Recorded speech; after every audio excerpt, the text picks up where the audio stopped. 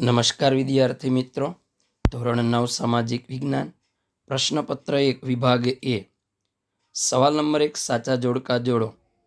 અબ પહેલું વનસ્પતિ, એની સામે ઈ પદ્મશ્રી જાનકી અમ્મા.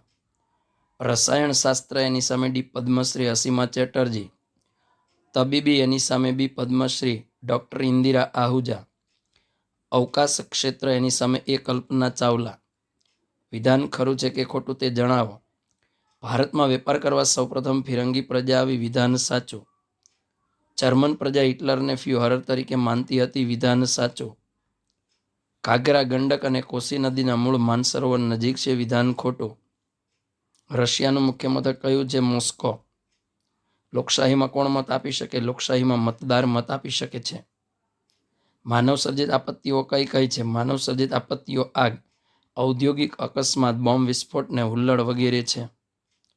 ઈસવીસન ખાલી જગ્યામાં રશિયાએ અણુ ખતરો કરીને એકમાત્ર અણુબોમ્બ ધરાવતી અમેરિકાની પ્રભુત્વવાળી સત્તાને પડકારી. ઈસવીસન 1949. સંયુક્ત રાષ્ટ્રસંઘની મહાસભાએ યુએનઓએ તો તારીખ ખાલી જગ્યા ડિસેમ્બર 1948ના રોજ માનવ અધિકારો જાહેર કર્યા હતા. તારીખ 10 ડિસેમ્બર. ભારતમાં જોવા મળતું ખાલી જગ્યા સૌથી નાનું પતંગિયું છે સિરસ જેવેલ. સાયમન કમિશનનો વિરોધ કરતા લાઠીચાર્જથી કોનું મૃત્યુ થયું હતું? બી. લાલા લજપતરાય. ન્યાયતંત્ર માટેના વિધાનો પૈકી એક વિધાન સાચું નથી, તે શોધીને લખો. એ દેશના નાગરિકોના અધિકારનું રક્ષણ કરે છે. બી. તે કારોબારીથી સ્વતંત્ર છે. સી. ન્યાયાધીશોની ફરજ દરમિયાન તેમના વર્તન અંગે, ચુકાદા અંગે સંસદમાં ચર્ચા થઈ શકતી નથી. ડી. તે સરકાર તરફનું પક્ષીય વલણ ધરાવતું હોય છે. જવાબ આવે ડી. તે સરકાર તરફનું પક્ષીય વલણ ધરાવતું હોય છે. નીચે આપેલા રાજ્યોને દક્ષિણથી ઉત્તર દિશાના ક્રમમાં ગોઠવો. ઉત્તરાખંડ, કેરળ, મધ્યપ્રદેશ, આંધ્રપ્રદેશ, દિલ્હી. જવાબ આવે બી. કેરળ, આંધ્રપ્રદેશ, મધ્યપ્રદેશ, દિલ્હી, ઉત્તરાખંડ. નમસ્કાર વિદ્યાર્થી મિત્રો, ધોરણ 9 સામાજિક વિજ્ઞાન પ્રશ્નપત્ર 1 વિભાગ બી. સવાલ નંબર 1. શા માટે પ્રથમ વિશ્વયુદ્ધને ક્રૂર અને વિનાશકારી ગણવામાં આવે છે? પ્રથમ વિશ્વયુદ્ધમાં મિત્ર રાષ્ટ્રો તરફથી 24 અને ધરી રાષ્ટ્રો તરફથી 4 રાષ્ટ્રોએ ભાગ લીધો હતો. આ યુદ્ધમાં કુલ ખર્ચનો અડધો આંકડો 35,000 પાઉન્ડ એટલે કે $337 અબજ થયો હતો. લગભગ 6.5 કરોડ લોકોએ આ યુદ્ધમાં ભાગ લીધો, જેમાં 1 કરોડ મૃત્યુ પામ્યા, 2 કરોડ ઘવાયા અને 70 લાખ લોકો કાયમને માટે અપંગ બન્યા તથા કેટલાક દેશો દેવાદાર બની ગયા. યુદ્ધ બાદ રોગચાળો, ભૂખમરો અને હત્યાકાંડને લીધે મરનારાઓની સંખ્યામાં પણ વધારો થયો. આમ પ્રથમ વિશ્વયુદ્ધમાં જાનમાલની હાનિ પણ વધુ થઈ, જેથી પ્રથમ વિશ્વયુદ્ધ ક્રૂર અને ઘાતકી ગણી શકાય. વિધાન કારણ સમજાવો. ગાંધીજીએ અસહકારનું આંદોલન તત્કાળ પાછું ખેંચી લેવાની જાહેરાત કરી. મોટાભાગની અસહકારની ચળવળનો મુખ્ય આશય અહિંસાનો માર્ગ અપનાવી બ્રિટિશ શાસનની નીતિઓનો વિરોધ કરવાનો હતો. અસહકારની ચળવળમાં જોડાયેલા લોકો મોટેભાગે આ નીતિની વિરુદ્ધ હોવાથી તેઓ હિંસાના માર્ગે વળી ગયા. 5 ફેબ્રુઆરી 1922ના રોજ ચોરીચોરા ગામે નીકળેલા સરઘસના લોકો પર પોલીસે ગોળીબાર કર્યો અને ઉશ્કેરાયેલા ટોળાએ પોલીસ ચોકી સળગાવી મૂકી, જેમાં 21 પોલીસો જીવતા બળી ગયા. ચોરીચોરા બનાવના સમાચાર મળતા ગાંધીજીએ જણાવેલ કે અસહકારનું આંદોલન નહીં સમજનારા લોકોના હાથમાં સત્યાગ્રહનું શસ્ત્ર મૂકીને હિમાલય જેવડી મોટી ભૂલ કરી છે, એમ કહી ગાંધીજીએ તત્કાળ અસહકારનું આંદોલન પાછું ખેંચી લેવાની જાહેરાત કરી. પંડિત જવાહરલાલ નહેરુ બિનજોડાણની નીતિ વિશે શું માનતા હતા? નહેરુ માનતા હતા કે કોઈ પણ સત્તા જૂથ કે લશ્કરી જૂથમાં જોડાવાના બદલે તટસ્થ રહેવાથી રાષ્ટ્રીય હિતોનું વધારે સારી રીતે રક્ષણ થઈ શકશે. ભારતની એ માન્યતા રહી છે કે વિશ્વનું બે હરીફ સત્તા જૂથો લશ્કરી જોડાણમાં વિભાજન વિશ્વ શાંતિ માટે ખતરારૂપ અને આંતરરાષ્ટ્રીય સહકાર માટે હાનિકારક છે. બીજા વિશ્વયુદ્ધનું મહત્વનું પરિણામ કયું ગણાય છે? બીજા વિશ્વયુદ્ધનું મહત્વનું પરિણામ એ આવ્યું કે ઇંગ્લેન્ડ અને ફ્રાન્સ જેવી મહાસત્તાઓની વિશ્વની નેતાગીરી અમેરિકા અને રશિયાએ લીધી. યુદ્ધમાં ઇંગ્લેન્ડ, ફ્રાન્સ, રશિયા અને અમેરિકા એકસાથે રહ્યા, પરંતુ યુદ્ધ પૂરું થતાં રશિયાની શાસન પદ્ધતિની વિચારસરણી ભિન્ન હોવાને કારણે અમેરિકા અને ઇંગ્લેન્ડ રશિયાથી અલગ પડ્યા. યુદ્ધ પછીના સમયમાં આ બંને મહાસત્તાઓ વિશ્વ રાજકારણમાં કેન્દ્ર સ્થાને રહી. બંનેએ વિશ્વમાં પોતાનું વર્ચસ્વ વધારવા સક્રિય પ્રયત્ન કર્યા. આ સમયગાળા દરમિયાન વિશ્વ બે સત્તા જૂથ અને લશ્કરી જૂથોમાં વહેંચાઈ ગયું. સત્તાનું બે ધ્રુવોમાં કેન્દ્રીકરણ થયું એટલે આ સમયગાળાને દ્વિધ્રુવી વિશ્વ વ્યવસ્થા ગાળા તરીકે ઓળખવામાં આવે છે.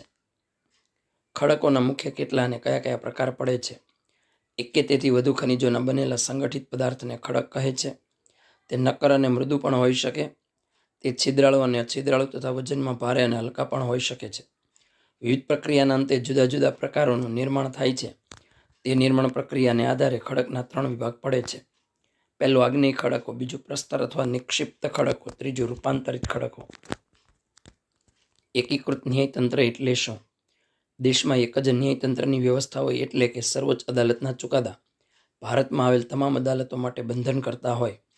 બંધારણીય બાબતો કે કાયદાના અર્થઘટનો અંગે વિવાદ સર્જાતા તો ઉકેલની અંતિમ સત્તા સર્વોચ્ચ અદાલતની ગણાય તેને એકીકૃત ન્યાયતંત્ર કહે છે. હકારાત્મક ભેદભાવ એટલે શું? જૂના પરંપરાગત ભેદભાવને દૂર કરવા માટે સમાજના નબળા, અસહાય અને વંચિત સમૂહોની તરફેણમાં ભેદભાવ રાખવાની નીતિને હકારાત્મક ભેદભાવ કહે છે. જંગલ વિનાશના કારણો કયા કયા છે? જંગલના વિનાશ માટે માનવીની જમીન મેળવવાની ભૂખ, વસ્તી વધારો, ઉદ્યોગોને રહેણાંકથી દૂર લઈ જવાની નીતિ, શહેરીકરણ, બહુહેતુક યોજનાઓ, સડકોનું નિર્માણ કાર્ય, ઇમારતો અને બળતણ લાકડું મેળવવા, ચૂમખેતી, દાવાનળ વગેરે કારણો જવાબદાર છે. વિધાનો, કારણો સમજાવો. મનુષ્ય ઉત્સવ પ્રિય છે. ભારતના લોકો અનેક તહેવારો અને ઉત્સવ ઉજવે છે. ભારત બિનસાંપ્રદાયિક દેશ છે, તેથી તેમાં ધાર્મિક રાષ્ટ્રીય તહેવારો દરેક રાજ્યમાં ઉજવવામાં આવે છે. ભારતમાં દરેક ધર્મના તહેવારો ભેદભાવ વિના સમરસતાથી ઉજવાય છે. ભારતમાં દિવાળી, નવરાત્રિ, શિવરાત્રિ, દશેરા, ગણેશ ચતુર્થી, ઈદ, મોહરમ, નાતાલ, મહાવીર જયંતી, પતેતી, ચેટીચાંદ, બુદ્ધ જયંતી, રામનવમી, જન્માષ્ટમી, દુર્ગા પૂજા વગેરે તહેવારો જુદા જુદા પ્રદેશોમાં ખૂબ જ ભવ્ય રીતે ઉજવાય છે. આથી મહાકવિ કાલિદાસે કહ્યું છે કે ભારતમાં મનુષ્ય ઉત્સવ પ્રિય છે. મહાભિયોગની કાર્યવાહી સમજાવો. કોઈ પણ ન્યાયાધીશ સામે ગેરવર્તણૂક કે બિનકાર્યક્ષમતાને લીધે કે બંધારણીય મર્યાદાના ભંગ કરવાના કારણસર કે ગંભીર ગેરરીતિ કે ભ્રષ્ટાચાર કરવાના આરોપસર સંસદમાં કાર્યવાહી ચલાવવામાં આવે છે. આ સમયે સંસદના દરેક ગૃહે તે ગૃહની કુલ સભ્ય સંખ્યાની બહુમતીના તથા તે ગૃહમાં હાજર રહીને મત આપનાર ઓછામાં ઓછા 2/3 સભ્યોની બહુમતીના ટેકાવાળું નિવેદન રાષ્ટ્રપ્રમુખ સમક્ષ જે તે સત્રમાં રજૂ કરવામાં આવે છે. રાષ્ટ્રપ્રમુખ આ નિવેદનને મંજૂરી આપી સહી કરે તો ન્યાયાધીશને હોદ્દા પરથી દૂર કરી શકાય છે. આ પ્રક્રિયાને મહાભિયોગની કાર્યવાહી કહે છે. સંબંધિત ન્યાયાધીશને સંસદમાં હાજર રહીને પોતાનો બચાવ કરવાની છૂટ આપવામાં આવે છે. સંસદની સત્તાઓ અંગે ઉલ્લેખ કરો. સંઘની સંસદમાં રાષ્ટ્રપ્રમુખ, લોકસભા અને રાજ્યસભાનો સમાવેશ થાય છે.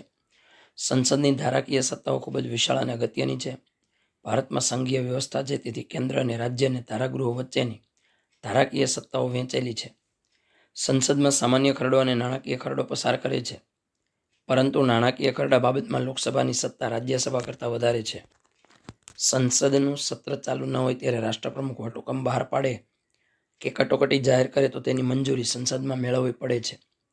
સંસદના બંને ગૃહોના સભ્યો રાષ્ટ્રપ્રમુખ અને ઉપરાષ્ટ્રપ્રમુખની ચૂંટણી દ્વારા નિમણૂક કરે છે અને તેઓ બંધારણનો ભંગ કરે તો મહાભિયોગ પ્રક્રિયા દ્વારા હોદ્દા પરથી દૂર પણ કરી શકે છે.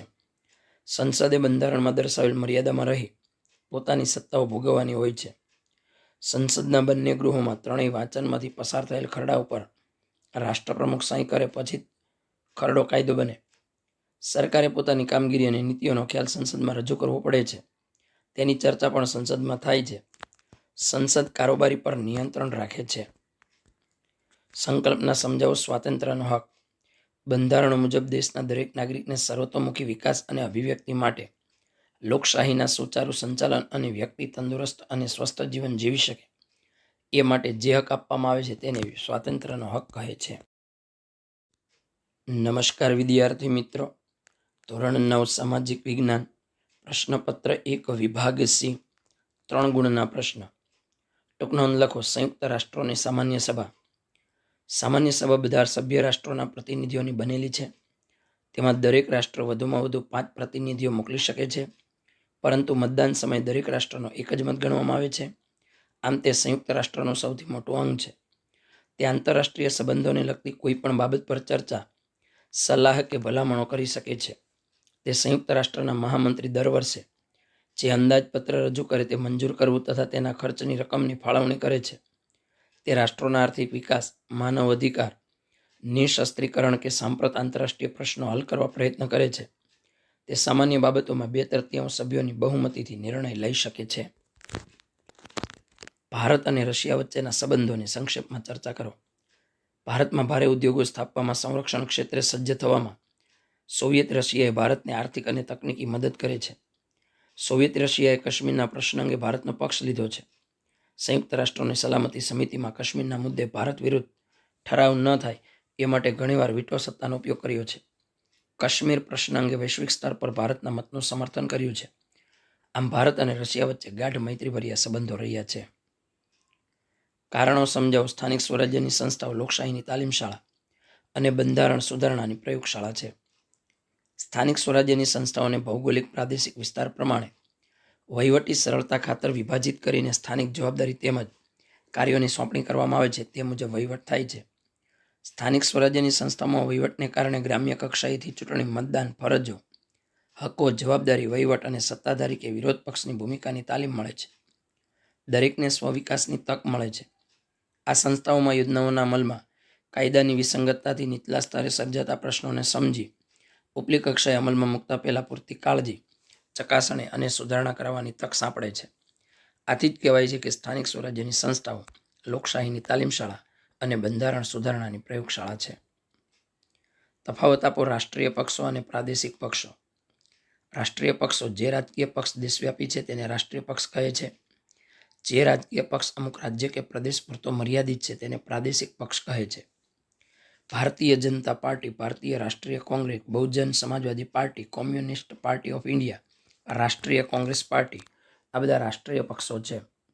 Shivsena, Trinamool Congress, Samajwadi Party, Dravida Munnetra Kazhagam, Aam Aadmi party, જનતા યુનાઇટેડ, રાષ્ટ્રીય જનતા દળ વગેરે પ્રાદેશિક પક્ષો છે.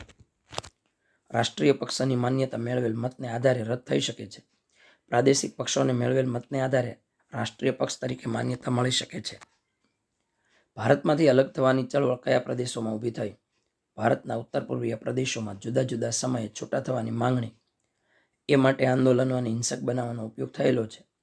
ભારતની સરહદે આવેલા રાજ્યોની આવી પ્રવૃત્તિઓ દેશની એકતા અને અખંડિતતા સામે ખતરો ઊભો કરે છે. ઉત્તર પૂર્વીય પ્રદેશોમાં જમ્મુ કાશ્મીર ઉપરાંત પૂર્વના 7 રાજ્યો જે 7 બહેનો 7 સિસ્ટર્સ તરીકે ઓળખાય છે તે અલગ રાજ્ય તરીકે અસ્તિત્વમાં આવ્યા. ઈસવીસન 2000માં બિહારમાંથી ઝારખંડ, મધ્યપ્રદેશમાંથી છત્તીસગઢ અને ઉત્તર પ્રદેશમાંથી ઉત્તરાખંડ એમ 3 નવા રાજ્યોની રચના થઈ. મહારાષ્ટ્ર રાજ્યમાંથી વિદર્ભની અલગ રાજ્ય તરીકેની માંગણી હજી પણ ચાલુ જ છે. કેન્દ્ર સરકારે આવા પ્રદેશોમાં ભાવનાત્મક એકીકરણ કરવા માટે નક્કર પગલાં ભરવા જોઈએ અને તે પ્રદેશના આર્થિક વિકાસ પર વિશેષ ધ્યાન આપવું જોઈએ. દક્ષિણ ભારતના લોકોની ભાષા અને તહેવારો, ઉત્સવો. દક્ષિણ ભારતમાં આંધ્રપ્રદેશ, કર્ણાટક, તમિલનાડુ, કેરળ અને કેન્દ્રશાસિત પ્રદેશ પોંડિચેરીનો સમાવેશ થાય. ભાષા. દક્ષિણ ભારતમાં દ્રવિડ કુળની ભાષા બોલાય.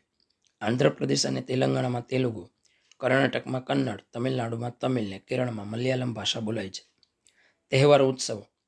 આંધ્રપ્રદેશમાં શિવરાત્રિ, મકર સંક્રાંતિ તેમજ વિશાખાનો તહેવાર, કર્ણાટકમાં દશેરા, ઈદ અને નવરાત્રિનો તહેવાર, તમિલનાડુમાં પોંગલ ને કેરળમાં ઓણમ, નાતાલ, ઈદ અને શિવરાત્રિનો તહેવાર ઉજવાય છે. ઉત્તર ભારતના લોકોનો ખોરાક અને પહેરવેશ. ઉત્તર ભારતમાં પંજાબ, હરિયાણા, જમ્મુ કાશ્મીર, હિમાચલ પ્રદેશ, ઉત્તર પ્રદેશ, ઉત્તરાખંડ, દિલ્હી વગેરે રાજ્યોનો સમાવેશ થાય છે. ખોરાક. પંજાબ, હરિયાણામાં ઘઉંમાંથી બનાવેલી તંદૂરી રોટી તથા જાત જાતના પરોઠાનો અને પનીર મિશ્રિત શાકનો ખોરાકમાં ઉપયોગ થાય છે. જમ્મુ કાશ્મીરમાં ભાત, માંસ, મચ્છીનો ઉપયોગ. હિમાચલ તથા ઉત્તરાખંડના લોકો ભાત, કઠોળ તથા માંસનો ઉપયોગ અને ઉત્તર પ્રદેશના લોકો રોટલી, શાક, દાળ ભાતનો ખોરાકમાં ઉપયોગ કરે છે. પહેરવેશ. પંજાબ, હરિયાણામાં પુરુષો વિશેષ જબ્બો તથા ખુલતી સલવાર અને માથે પાઘડી અને સ્ત્રીઓ સલવાર કમીજ પહેરે છે. કાશ્મીરના લોકો કાશ્મીરી ડ્રેસ, જ્યારે શિયાળામાં આખું શરીર ઢાંકી શકાય તેવો પહેરવેશ પહેરે છે. હિમાચલ તથા ઉત્તરાખંડનો પહેરવેશ જમ્મુ કાશ્મીર જેવો જ હોય છે. સ્ત્રીઓ માથે રૂમાલ બાંધે છે અને પુરુષો માથે ટોપી પહેરે છે. ઉત્તર પ્રદેશના લોકોમાં પુરુષો ધોતી, પહેરણ, માથે ગમછો અને સ્ત્રીઓ સાડી, કબજો અને ચણિયો પહેરે છે. ટ્રાફિક સમસ્યા વિશે નોંધ લખો. શહેરોની સડકો પર વાહનો એકબીજાની અડોડ ચાલતા હોય કે ગોકળગાયની ગતિએ આગળ વધતા હોય અને વાહન વ્યવહારના સાધનો સડક પર અટકી જાય તેવી સ્થિતિને ટ્રાફિક સમસ્યા કહે છે. સમગ્ર વિશ્વમાં વધતા જતા શહેરીકરણ અને વધતા વાહનોની સંખ્યાને કારણે ટ્રાફિક જામની સમસ્યા મોટા શહેરમાં જ વધતી જાય છે. મોટા શહેરોમાં વ્યસ્ત સડકો પર આ સમસ્યા વારંવાર સર્જાય છે. સડકો પર પીક અવર્સના સમયે વાહનોની ગતિ લગભગ અટકી જાય છે. આ સ્થિતિ પર નિયંત્રણ કે પુનઃ શરૂ કરવામાં ઘણો લાંબો સમય જાય છે. વાહન ચાલકો, મુસાફરો અને રાહદારીઓ આવા સમયે માનસિક તણાવ અનુભવે છે. ટ્રાફિક જામ થતાં વાહનમાંથી નીકળતા ધુમાડાને મોટી માત્રામાં બહાર પડતા મલિન દ્રવ્યથી વાયુ અને અવાજનું પ્રદૂષણ જન્મે છે. તે વિસ્તારના લોકોના આરોગ્ય અને વનસ્પતિના વૃદ્ધિ વિકાસને અસર કરે છે. ટ્રાફિક જામના સમયે રાહત અને બચાવની કામગીરીની ફરજ બજાવતા વાહનો રસ્તા પર અટવાતા ઘણીવાર તો વ્યક્તિ કે વ્યક્તિનો પ્રાણ પણ ગુમાવવો પડે છે. વધુ પડતા ટ્રાફિકથી સમય અને ઈંધણની મોટી સંખ્યામાં બગાડ થાય છે. આ સમસ્યા અટકાવવા સમયસર અસરકારક પગલાં, પરિવહન વ્યવસ્થાનું આગોતરું આયોજન અને ટ્રાફિક નિયમોનું કડક પાલન કરાવવું જરૂરી છે. સુનામી વિશે નોંધ લખો. પૂર્વ ભારતના રાજ્યો તથા બંગાળી પુરુષો તથા સ્ત્રીઓનો પહેરવેશ. પૂર્વ ભારતમાં બિહાર, ઝારખંડ, છત્તીસગઢ, ઓડિશા, પશ્ચિમ બંગાળ, આસામ, અરુણાચલ પ્રદેશ, નાગાલેન્ડ, મણિપુર, મિઝોરમ, ત્રિપુરા, સિક્કિમ, મેઘાલય વગેરે રાજ્યોનો સમાવેશ થાય. પૂર્વ ભારતમાં બિહાર, આસામ, ઓડિશાના લોકોના પહેરવેશમાં મોટો તફાવત જોવા મળતો નથી. ત્યાં પુરુષો ધોતિયું, જબ્બો, ખભે ખેસ, માથે પાઘડીને સ્ત્રીઓ સાડી, ચણિયો, કબજો પહેરે છે. બંગાળના પુરુષો પાટલીવાળું ધોતી અને રેશમી જબ્બોને સ્ત્રીઓ બંગાળી ઢબે સાડી પહેરે છે. નમસ્કાર વિદ્યાર્થી મિત્રો. ધોરણ 9 સામાજિક વિજ્ઞાન પ્રશ્નપત્ર 1 વિભાગ ડી. સવાલ નંબર 1 ટૂંક નોંધ લખો. હિન્દ છોડો ચળવળની અસરો અને મહત્વ. ભારતીય પ્રજાની માંગણી અને આકાંક્ષાઓની અવગણના થઈ ન શકી. ગાંધીજીની હિન્દ છોડો ચળવળને તર્કશુદ્ધ દલીલનો રદિયો સામે જવાબ આપી ન શક્યા. ભારતીય પ્રજાને બ્રિટિશ શાસકો સામે વિશ્વાસ ન રહ્યો, તેથી પ્રજા નિરાશા ખંખેરી લડવા સમર્થ બની. નેતાઓની ધરપકડ, જેલવા, સંપત્તિઓ જપ્ત થઈ છતાં ભારતીય પ્રજા ચળવળ સામે હારી નહીં. દુનિયાના રાષ્ટ્રોની સ્વતંત્રતાના રક્ષણ સારું યુદ્ધે ચઢેલા બ્રિટને હિન્દની સ્વતંત્રતા મેળવવાની ન્યાયી માંગણીને નકારવાનું ફાવ્યું નહીં. ભારતની સ્વાતંત્ર્ય પ્રાપ્તિનો અંતિમ અધ્યાય ઇંગ્લેન્ડના મજૂર પક્ષે જોતા ભારતની માંગણીની સચ્ચાઈ કામદાર નેતાઓના દિલમાં વસી ગઈ. તેમણે હિન્દને સ્વતંત્રતા આપવાનું પગલું ભર્યું. મહત્વ. હિન્દ છોડો ચળવળથી પ્રજામાં અનોખી રાજકીય જાગૃતિ આવી. આ આંદોલને અંગ્રેજોને ચેતવણી આપી કે ભારતને લાંબો સમય ગુલામ રાખી શકાય નહીં. ક્રાંતિકારી નેતા સુભાષચંદ્ર બોઝે સરકારને થાપ આપી નજરકેદમાંથી છટકી વિદેશ જઈ અંગ્રેજ શાસન ઉથલાવવાની હાકલ કરી. આ આંદોલનમાં વિરોધ પક્ષની અસહકારની ભૂમિકા સ્પષ્ટ થઈ. ચીન અને અમેરિકાએ આ આંદોલન પ્રત્યે સહાનુભૂતિ વ્યક્ત કરી. મુસ્લિમ લીગના અક્કડ વલણને લીધે ભારતના ભાગલા અનિવાર્ય બન્યા. પાકિસ્તાનને અલગ રાષ્ટ્ર બનાવવામાં મોહમ્મદ અલી જીણાને મુસ્લિમ લીગે શો ફાળો આપ્યો હતો. બંધારણ સભાની રચના માટે જુલાઈ 1946ની ચૂંટણીમાં કોંગ્રેસને 210માંથી 201 અને મુસ્લિમ લીગને 78માંથી 73 બેઠકો મળેલી. પરિણામે લીગે પાકિસ્તાન માટે પ્રબળ માંગણી કરી. સરકાર પર દબાણ લાવવા 16 ઓગસ્ટ 1946 સીધા પગલા દિન તરીકે પાળવાનો આદેશ કરતા સમગ્ર હિન્દમાં કોમે હુલ્લડો અને તોફાનો ફાટી નીકળ્યા. સરદાર પટેલ અને નહેરુ સહિત કોંગ્રેસના નેતાઓને લાગ્યું કે પાકિસ્તાનની માંગણી સ્વીકાર્યા સિવાય અન્ય વિકલ્પ નથી. મુસ્લિમ લીગ અને જીણાનો અઠાગ્રહ 9 ડિસેમ્બર 1946 બંધારણ સભાનો મુસ્લિમ લીગ દ્વારા બહિષ્કાર થયો. લીગે 31 જાન્યુઆરી 1947 પાકિસ્તાન પ્રાપ્તિ માટે જલદ કાર્યક્રમના આગ્રહને લીધે હિન્દ વિભાજન સ્વીકારવાની પરિસ્થિતિ પેદા થઈ. આ સંજોગોમાં માઉન્ટબેટને નહેરુ અને સરદારને સમજાવ્યું કે અનેક સ્વાયત્ત અને વિરોધી એકમોવાળી નિર્બળ કેન્દ્ર સરકાર કરતાં કેન્દ્રને આધીન એવા વહીવટી એકમો સાથેની સુદ્રઢ કેન્દ્ર સરકાર ધરાવતું હિન્દ વધારે શાંતિ ભોગવી શકશે. મોહમ્મદ અલી જીણા અને મુસ્લિમ લીગના અક્કડ વલણને કારણે ભારતના ભાગલા પડ્યા. પાકિસ્તાન અલગ રાષ્ટ્ર બન્યું. ચૂંટણીઓનું મહત્વ જણાવી ચૂંટણીની પ્રક્રિયાનું વર્ણન કરો. ચૂંટણીનું મહત્વ. ભારતની લોકશાહી શાસન વ્યવસ્થામાં ચૂંટણીઓ પારાશીશી સમાન છે. લોકશાહી શાસન વ્યવસ્થામાં ચૂંટણી દ્વારા લોકો દ્વારા ચૂંટાયેલા પ્રતિનિધિઓની કામગીરીનું મૂલ્યાંકન કરી શકે છે, દેશની સામાજિક અને આર્થિક પરિસ્થિતિનો ખ્યાલ આપે છે અને દેશના ભાવિ નક્કી કરી શકે છે. દેશમાં નવી રાજકીય વ્યવસ્થા કે રાજકીય વલયો તેના કારણે ઊભા થાય છે. જે રાજકીય પક્ષના ઉમેદવારો વધારે સંખ્યામાં ચૂંટાઈ આવે તે પક્ષ કે ગઠબંધનને આધારે ચૂંટાયેલા સભ્યોને સમૂહ સત્તામાં આવી સરકાર રચે છે. લોકશાહીની પારાશીશી કે પ્રાણ ચૂંટણી ગણાય છે. ચૂંટણી પ્રક્રિયા. ભારત વિશ્વમાં સૌથી વધારે મતદારો ધરાવતો દેશ છે. ભારતમાં ચૂંટણી પ્રક્રિયાનું સંચાલન, નિયમન અને નિરીક્ષણ ચૂંટણી પંચ કરે છે. દેશની સંસદ, ધારાસભા, રાષ્ટ્રપ્રમુખ, ઉપરાષ્ટ્રપ્રમુખની ચૂંટણીની કાર્યવાહી ચૂંટણી પંચ કરે છે. ચૂંટણી પ્રક્રિયામાં ચૂંટણીની તારીખોની જાહેરાત, ઉમેદવારી પત્રો ભરવાથી લઈ તેની ચકાસણી, ઉમેદવારી પત્ર પાછું ખેંચવાની તારીખ, ઉમેદવારોની અંતિમ યાદીની જાહેરાત, ચૂંટણી પ્રતીકની ફાળવણી, ચૂંટણી ઝુંબેશ, મતદાન અને ચૂંટણીના પરિણામોની જાહેરાત વગેરેનો સમાવેશ થાય છે. ચૂંટણીમાં ભાગ લેતા દરેક ઉમેદવારે કે રાજકીય પક્ષે પોતાના ચૂંટણી ઢંઢેરામાં પોતાને કરવાના કાર્યો દર્શાવવાના હોય છે. દેશમાં પરિસ્થિતિ મુજબ પેટા ચૂંટણી પણ ચૂંટણી પંચ કરે છે. લોકમતનું મહત્વ સમજાવી લોકમતના માધ્યમોનું સંક્ષેપમાં વર્ણન કરો. વ્યાખ્યા: લોકશાહી શાસન વ્યવસ્થામાં સાર્વત્રિક પુખ્ત વય મતાધિકાર દ્વારા ઊભા થતા પ્રજાના મતને લોકમત કહે છે. મહત્વ: લોકશાહીમાં લોકમતને આધારે સરકાર સત્તા મેળવે છે. લોકશાહીમાં સત્તાપક્ષની સરકાર પોતાની નીતિ, વિવિધ પ્રશ્ન અંગે લોકોના વિચાર અને લોકમત જાણી તેનો ઉકેલ લાવે તો સત્તા પર ટકી શકે અને પુનઃ સત્તા મેળવી શકે.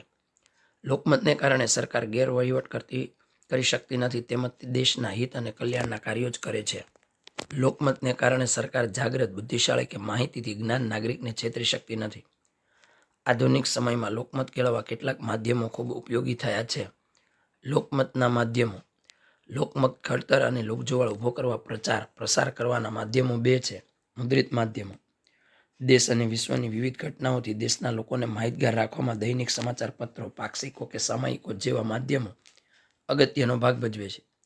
આ માધ્યમોથી લોકમત ઘડાય અને અભિવ્યક્ત થઈ શકે છે, પરંતુ રજૂ થતા અહેવાલો સાચા, તટસ્થ કે પૂર્વગ્રહ રહિત હોવા જોઈએ. આ માટે અખબારી સ્વાતંત્ર્ય હોવું જોઈએ. અખબારી સ્વાતંત્ર્ય દ્વારા લોકો સરકારની કામગીરીનું સાચું ચિત્ર મેળવી શકે છે. તદુપરાંત સમતોલ, તટસ્થ સમાચારો લોકો સુધી પહોંચાડી શકાય છે. સાક્ષરતાનું પ્રમાણ ઓછું હોય તે દેશ કે પ્રદેશમાં આ માધ્યમો લોકમત કેળવવામાં અસરકારક બની શકતા નથી. દેશમાં ભાષા, સંસ્કૃતિ, પ્રાદેશિક વિવિધતા હોવાથી પ્રાદેશિક અખબાર કે સામયિકો લોક ઘડતરમાં પોતાનો મહત્વનો ફાળો આપ્યો છે. વિજાણુ માધ્યમો: દેશ અને વિશ્વની વિવિધ ઘટનાઓથી દેશના લોકોને માહિતગાર રાખવામાં રેડિયો, ટેલિવિઝન, સિનેમા કે ઇન્ટરનેટ જેવા માધ્યમો અગત્યનો ભાગ ભજવે છે. ધારાવાહિકો, નાટકો અને ફિલ્મો દ્વારા મનોરંજનની સાથે સાથે અસ્પૃશ્યતા, દહેજ પ્રથા, શોષણ, ગરીબી, વસ્તી જેવી સામાજિક અને આર્થિક સમસ્યાઓને અસરકારક રીતે રજૂ કરી શકાય છે. નિરક્ષરતાનું પ્રમાણ વધુ હોય ત્યાં માધ્યમો અસરકારક બની શક્યા છે. આ માધ્યમોના આગમન અને ફેલાવાથી તેમાં રજૂ થતી વિકૃત, બીભત્સ અને હિંસાની પ્રજામાનસ પર વિપરીત અસર થઈ છે. આવા માધ્યમો દ્વારા અયોગ્ય પ્રસારણ પર યોગ્ય નિયંત્રણ મુકાય તે જરૂરી છે, જે માટે રાજકીય પક્ષો અને સ્વૈચ્છિક સંગઠનો યથાયોગ્ય સમયે આંદોલન કરી તેને અટકાવવા જોઈએ અને સરકારે કાયદો ઘડી તેના પર નિયંત્રણ મૂકવું જોઈએ. આપત્તિ પછીનું પુનઃસ્થાપન નોંધ કરો. આપત્તિમાં પ્રથમ ક્રમે બચાવ કામગીરી, બીજા ક્રમે રાહત કામગીરી, છેલ્લા ક્રમે પુનઃસ્થાપન કામગીરી આવે. આપત્તિ પછીનું પુનઃસ્થાપન એક પડકારજનક કાર્ય છે. એને યોગ્ય આયોજન કરી તબક્કાવાર હાથ ધરવાથી સારી રીતે દરેક કામગીરી કરી શકાય.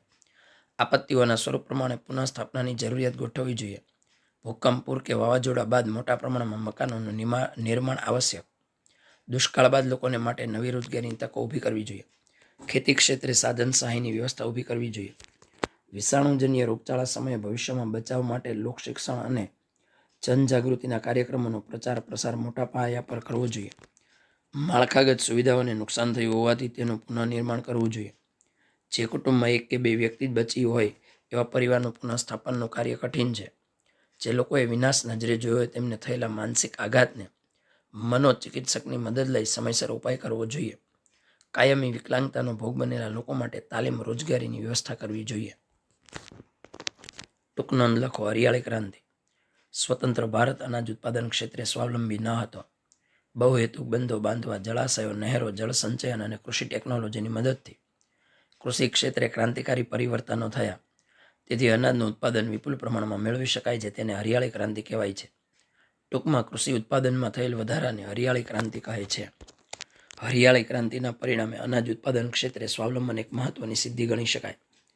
ખેડૂતો સુધારેલા બિયારણ, રાસાયણિક ખાતરો, જંતુનાશક દવા, ખેતીકીય સાધનોમાં થયેલ નવીન યાંત્રિકીકરણનો ઉપયોગ કરે છે. ખેતીમાં સિંચાઈ ક્ષેત્રે આજે ઘણી સગવડતાઓ વધી છે. દેશનો લગભગ 40% ભાગ સિંચાઈનો લાભ મેળવે છે. ખેત પેદાશોના યોગ્ય ભાવ મળી રહે તે માટે ગોદામ અને ખરીદ વેચાણ સંઘની સ્થાપના થયેલ છે. સરકાર ખેડૂતોને સબસિડી, લોન અને કૃષિ ધિરાણની યોજના દ્વારા મદદ કરે છે. જ્યારે કૃષિ વીમા યોજના હેઠળ ખેડૂતોને વીમા રક્ષણ પૂરું પાડવામાં આવે છે. પ્રચાર માધ્યમ દ્વારા ખેતીને લગતા સંશોધનો અને કૃષિને લગતી જ્ઞાનની માહિતી ખેડૂતો સુધી પહોંચાડાય છે. કૃષિ વૈજ્ઞાનિક કૃષિ ક્ષેત્રે કાર્યરત ટેકનોલોજીના ઉપયોગ તથા કૃષિ યુનિવર્સિટીની સ્થાપના થવાથી સતત થઈ રહેલા નવીન સંશોધનો પણ ભારતની કૃષિના વિકાસમાં મહત્વનો ફાળો રહેલો છે. આમ ઉપરયુક્ત સુધારાને લીધે કૃષિ ક્ષેત્રે હરિયાળી ક્રાંતિ આવી એમ કહી શકાય.